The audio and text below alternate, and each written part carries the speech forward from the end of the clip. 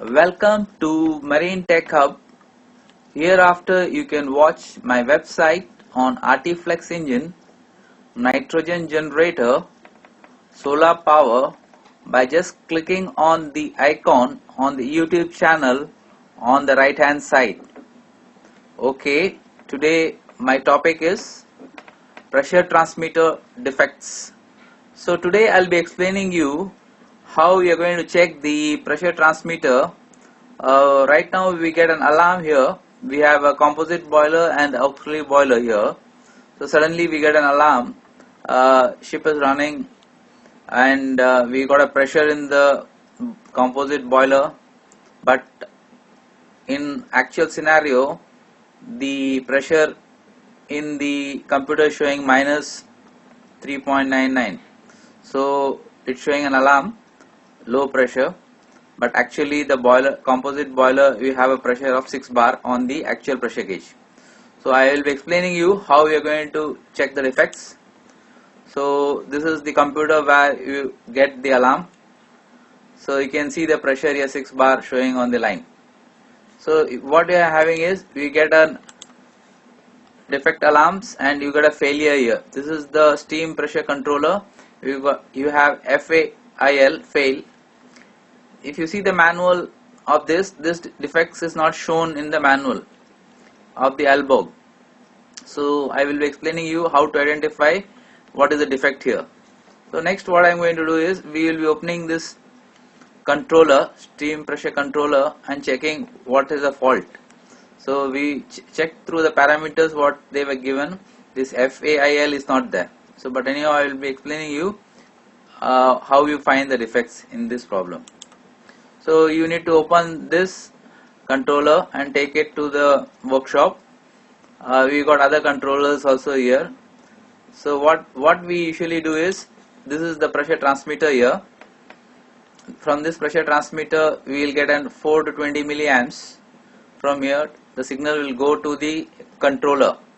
You can see that right now the pressure is here around 6.8 bar pressure. The actual pressure is here. So now the problem is find out whether this transmitter is defective or not, or if the transmitter is good, then why the signal is not coming. So I'll be explaining you regarding this. So what we are going to do is we will remove the transmitter and check how to check the transmitter. I'll be explaining you in detail. So what we are going to do is remove the transmitter in place and check whether it is working or not. So what I have done is I have removed the transmitter. So this is the loop calibrator. I have explained you how you are going to use the loop calibrator. You have to get the internal and external output is here.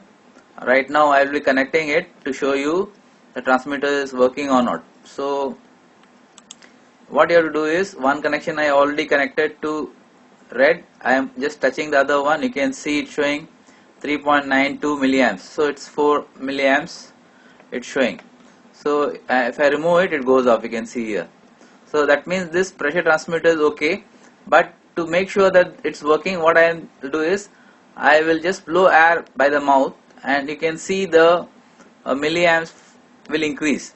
So what I am doing is, what I am trying to show you is, I am trying to blow by mouth to show you the reading should increase here. If it is increasing, that means the pressure transmitter is working alright. So you can see the reading is going up. When he removes, the readings comes down. So the transmitter is okay. So next what I want to tell you is, this is the controller here. We have 220 volts can be given here, and we have the diagrams you can see here. The pressure transmitter has to be connected here, through which we will be getting 4 to 20 milliamps, which will be again, you will get the signal on the controller.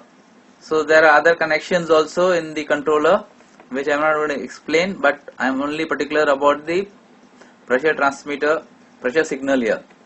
So what I am going to show you is, this controller we have removed from place. This is the box over here, you can see here. This we have removed. Then we will be checking whether this is working or not. In our case what happened was, it was showing FAIL, fail, and we found out that when the pressure transmitter was given, it was not showing signal because the control voltage was not coming into the controller.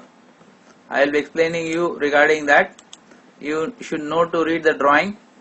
So what we did, we checked the thing. Now after that we are putting the controller back, and we will be giving the controls. If you see here, we have got the relay boxes here. So the relay which is coming for the controller, we have removed it and we exchange it with the other relay of the other circuit. If you see, what I am doing is I am removing the relay from here and changing the relay from here to the other one. Once you do that, you can see this is signals coming, and you are able to, this is the relay. We'll be examining on the relay why it's not working. Now once I put the relay, you can see the pressure showing 5.8 bar. So if you have any message regarding this, you can always let me know. So I hope it will be useful. Thank you.